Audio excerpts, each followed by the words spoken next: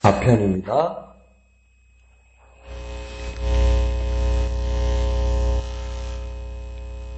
시편 104편 19절에서 35절까지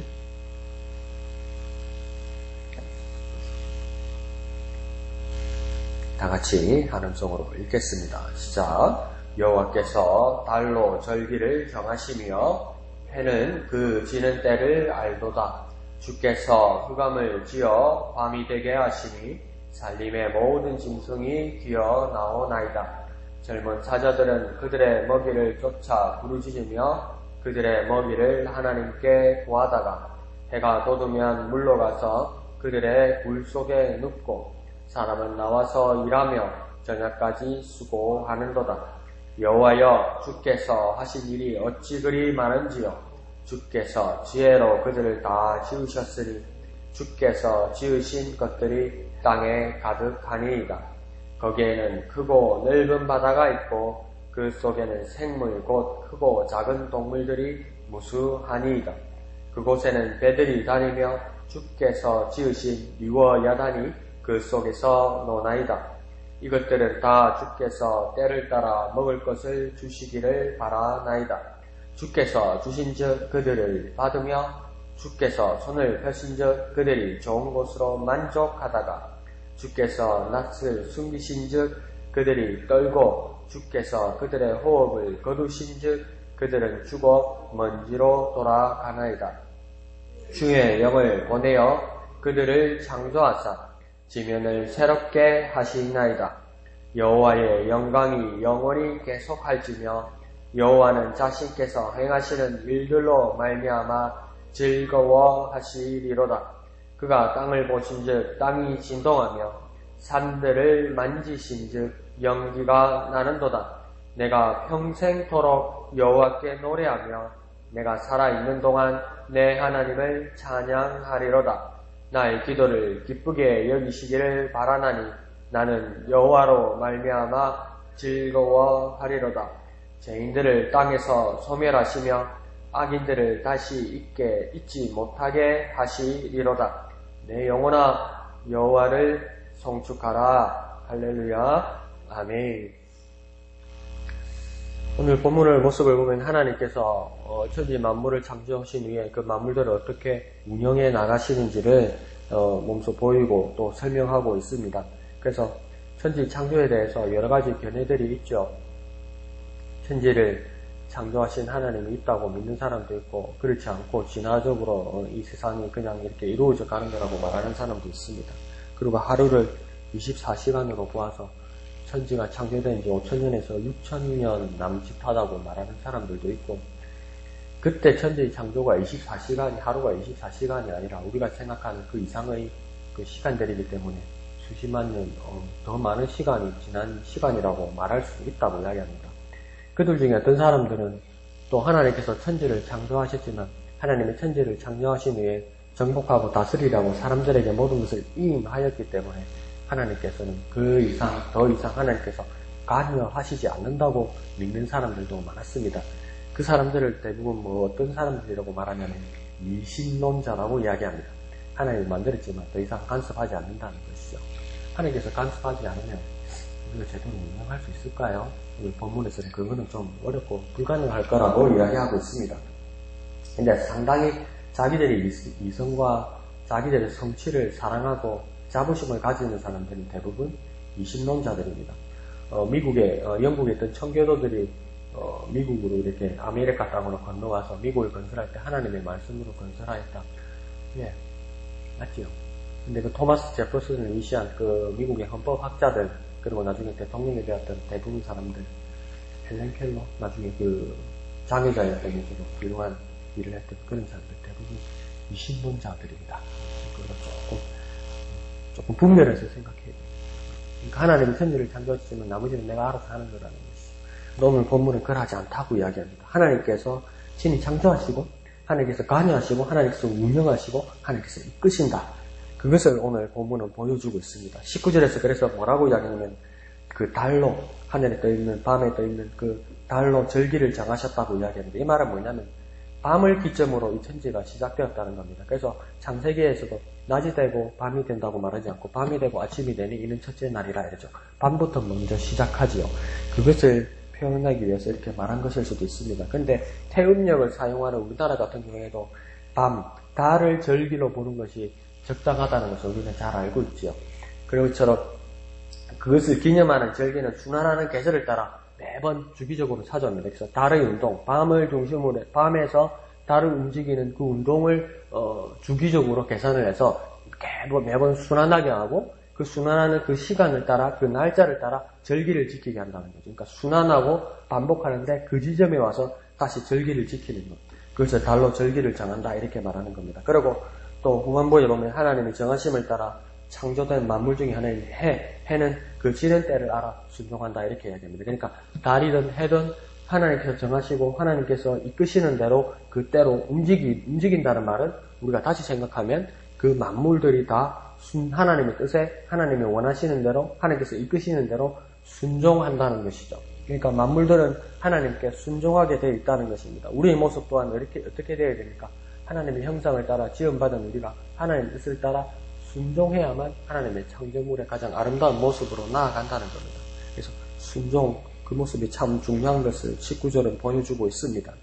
자, 20절에서 23절까지는 흑암을 지어 밤인 때와 또 해가 돋은 낮에 일하고 활동하는 그 피조물들, 창조물들이 나뉘어져 있음을 이야기하고 있습니다. 밤에 활동하는 것들, 또 낮에 활동하는 것들, 그것들이 하나님께서 나뉘어진 것이고 그 공간과 그 영역과 그 시간을 주셨음을 보고 있습니다. 20절 보면 밤에는 짐승들이 나와서 그 먹이를 쫓고 부르짖는 모습을 문학적으로 표현하고 있습니다. 하나님께 구하는 모습으로 묘사하고 있습니다. 그러니까 이게 문학적이고 수사적인 그런 비유적인 상징적인 표현이죠. 배가 고파서 웃는지 짐승을 새끼를 쫓다가 막 포효하는 건지는 알 수 없지만 우리가 사람으로서 하나님이 지으신 사람으로서 그 짐승들이 움직이는 모습을 볼 때 우리가 그렇게 표현할 수 있다는 것입니다. 그리고 22절에 해가 돋으면 사람이 나와서 저녁까지 수고하며 일합니다. 그래서 이렇게 나뉘은 것은 뭐냐면 무엇보다도 하나님이 각 창조물의 영역과 시간을 나누어서 그 질서를 부여하셨다 이겁니다. 하나님께서 나누어 주시고 각 영역에서 자기의 어떤 테두리에서 울타리 안에서 해야 될 일을 하나님께서 나누어 주셨다는 겁니다. 그래서 그 모든 것은 순환을 따라 부지런히 일하고 그만큼 쉬어야 된다는 겁니다. 더 쉽게 말하면 내 주신 분량에 따라 그 분량 안에서 욕심내지 않고 만족하고 그러나 더 중요한 것은 뭡니까? 그 안에서 부지런해야 된다는 겁니다. 그러나 내게 주신 영역 안에서 부지런해야 된다는 거죠. 그러니까 너무 과열되어서 너무 열심히 해서 내 영역을 넘어서서도 안 되는 것이고 그렇다고 내게 주신 것을 만족한다는 것을 변명으로 게을러서도 안 되는 것이고 그러니까 하나님께서 주신 분량에 따라 그 분수대로 그것에서 만족하고 그러나 그 안에서 부지런해야 된다. 그것을 우리는 알게 되는 것입니다. 오늘 24절에서 27절을 보면 하나님이 그 부분에서도 얼마나 일일이 그리고 꼼꼼하게 세심하게 놓치지 않고 돌보시는지를 우리는 보게 됩니다. 특별히 24절에 보면 하나님 지으신 만물은 하나님이 남는 그 인여의 능력, 여분으로 창조한 것이 아님을 보여주게 됩니다. 그러니까 우리는 그러잖아요. 왜 이런 거 만들었어? 왜 이걸 이렇게 해놨어? 그러면 막 뿌듯하게 이러죠. 자기를 자랑하기 위해서. 나는 충분히 시간이 있고 충분히 능력이 있기 때문에 남은 걸 가지고 이렇게 해봤다. 그래서 뭐라고 합니까? 심심해서 한번 해봤다. 그런 식으로 이야기를 하잖아요. 그럼 우리가 하나님 왜 우리를 만드셨어요? 하나님 왜 이 세상을 지으셨어요? 하나님 심심해서 한번 해봤다. 하나님 그렇게 말씀하지 않는다는 거예요. 뭐라고 이야기합니까? 24절 주께서 지혜로 그들을 다 지으셨다. 주께서 지혜로 이것을 다 지으셨다는 말은 무슨 뜻이냐면 하나님이 최고의 완전한 능력으로 지으셨다. 그러니까 하나님께서 최선을 다해서 지으셨다. 하나님이 지혜로 창조하셨다는 것은 하나님에게서 가장 귀한 것으로 가장 능력의 것으로 하나님의 최고와 최선의 것으로 지으셨다. 그것이 무엇입니까? 주께서 지혜로 그들을 모두를 지으셨다는 겁니다. 그러니까 하나님이 지혜로 모든 것을 지으셨기 때문에 어느 하나 귀하지 않은 것이 없다는 것이죠. 어느 하나 귀하지 않은 것이 없다는 것이죠. 사람이 말이라는 게 말 한번 하고 나면 주워 담을 수 없다는 것이 제가 제 말을 실수하면서도 돌아보면서도 제가 제 자신에서 깜짝 놀랄 때가 있어요. 이렇게 말하면 안 되는 건데, 그러니까 말은 지나가면 주워 담을 수가 없으니까 어떤 사람에게 상처가 되기도 하고 또 회복되지 못할 일들도 일어나죠. 근데 한 번씩 생각하면 어떤 그 큰 교회 훌륭한 목사님이 목회를 이렇게 잘 하시다가 교회 안에서 어떤 큰 문제도 없었고 뭐 사회적으로 말해서 그렇게 승승장구하는 목사님이었는데 어느 날 갑자기 주일날 강단에서 설교하시면서 폭탄 발언을 하십니다. 하나님께서 나를 부르신 것 같다. 그래서 아프리카로 선교를 나가겠다. 모든 것을 내려놓고 이거 충격적이고 놀라운 일이죠. 요즘 같은 경우에 자기 자리를 지키려고 하고 더 위의 자리를 나가려고 하는 사람에게는 그게 많은 사람들에게 감동이 되었죠. 근데 아프리카로 가면서 뭐라고 했냐면 그 검고 저주받은 땅을 향해서 내가 나아간다 이렇게 이야기한 거예요. 그죠? 나쁜 뜻은 아니었겠죠. 근데 아프리카 사람들은 마음이 어떨까요? 내가 사는 땅은 저주받은 땅이라고. 그게 어쩔 수 없이 우리가 백인 중심의 어떤 문화를 배워왔기 때문에 그 자연스럽게 그게 나오는 말입니다. 그런데 아프리카 땅은 하나님께서 지으신 땅이 아닙니까? 그래서 19세기까지요. 그 서양의 유럽의 동물원에요. 그 이제 짐승들을 이렇게 우리에 가둬놓고 사람들이 구경하는 거 아닙니까? 이제 토인들 원주민들을 그 우리 안에 가둬가지고 구경합니다. 같이. 그러니까 자기 중심으로 생각. 하나님이 나만 생각하고 다른 것들은 천하다고 생각하는 거죠. 그런데 오늘 본문에 보면 하나님이 지혜로 모든 것을 지었기 때문에 어느 하나 천한 것 없고 어느 하나 귀하지 않은 것 없다는 거예요. 우리가 그렇게 세상을 바라보는 것이 또 바람직하지 않을까 그런 생각이 듭니다. 자, 25절은 그 바다와 그 바다 속의 생물들을 말씀하시면서 26절에 심지어 리워야단을 언급합니다. 이 리워야단이라는 것은 확인되지 않은 그 동물입니다. 그러니까 많은 상상을 하죠. 그 리워야단이라고 그러니까 어떤 사람은 용이라고 이야기하기도 하고 어떤 사람은 커다란 악어 모양을 한 짐승이라고 이야기하기도 하고 또 어떤 사람은 하마가요 그렇게 순해 보여도 그 야생에 있는 동물들 중에 가장 그 사나운 짐승 4번 안에 든답니다. 그러니까 그렇게 막 무서운 짐승. 그러니까 확인은 안 된 거죠. 확인은 안 되는데 그 괴물이 있다고 그러니까 얼마나 무섭겠어요. 그런 짐승이라는 겁니다. 근데 이게 가상의 동물이죠. 그래 확인되지도 않고 막연하게 두려운 그런 생물입니다. 근데 그 누구도 어찌하지 못해서 그 리워야단이라는 것에 제물을 바치고 피하고 두려워하는 대상입니다. 그러니까 그 고대 근동사회에서도 리워야단을 확인하지 못하는데도 리워야단이라는 그 동물이 막 사람을 두렵게 하고 어떤 자연재해도 일어나고 막 어려움이 우집안에 막 병도 나고 막 우환이 있고 그래서 리워야단이라는 그 괴물에게 막 제사하고 막 바치고 이런 것들이 모든 사회나 모든 세상에 있었잖아요. 그러니까 뭐 부엌에 또 장독에 막 이런 데 있어서 안 그러면 동네 큰 나무에 막 이런 데다가 이렇게 확인되지 않았지만 막연한 두려움으로 했었잖아요. 근데 그 사람이 확인되지 않았기 때문에 막연하게 두려워하는 거거든요. 그런데 그런 생물이 있다고 치자, 그런 괴물이 있다고 치자, 그래도 그런 생물이 있다 손 치더라도 하나님이 만드신 바닷속에 노는 것에 불과하다 이렇게 이야기합니다. 그래서 하나님께서 놀게 해주셨다. 바다. 우리는 사람이라는 것은 바다 위에 그 일기를 모르고 그 바다에 나가면 그게 얼마나 두려운 대상입니까? 근데 그 바다조차도 하나님 만들고 리워야단이 거기서 놀게 하나님께서 그렇게 해주신 것이다. 놀게 하셨다. 이렇게. 하나님 입장에 그래 말해도 비하는 아니겠죠. 그런 거죠. 무서워 남을 괴롭게 하고 협박하고 이렇게. 하나님 눈에서 볼 때는 제가 비하해서 말하면 참 놀고 있네. 참 노네, 잘 노네, 귀엽다, 뭐 이런 뜻이겠죠.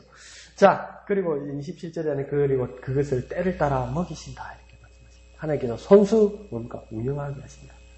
하나님께서 손수 관리하신다 이 말입니다. 그러니까 크게 보고 넓게 보면 우리의 공포, 우리의 두려움, 우리의 고난 그것조차도 뭡니까 하나님께서 운영하고 관리해 나가시면 이것은 지나가고 이것은 벗어나갈 수 있는 그 과정이라는 겁니다. 여기에 매몰될 수는 없다는 겁니다. 우리 사람들은요.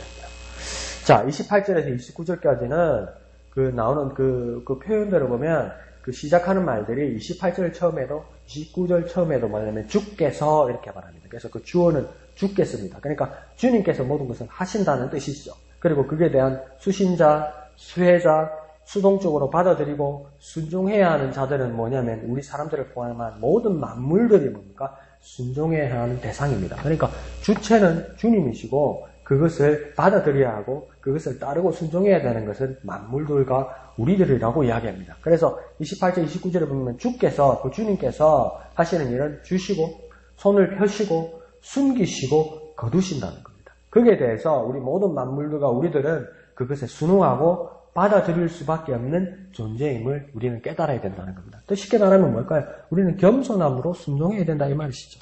이 말이죠. 그러니까 우리가 하나님 앞에 운영되는 것을 보고 하나님께서 이끄시는 것을 보고 하나님께서 함께 하시는 모습을 보고 만드신 뿐만 아니라 모든 것을 관리하시는 것을 보고 우리는 그 앞에서 순종해야 되는 존재임을 깨달아서 우리의 마음으로부터 무엇이 시작되어야 되냐?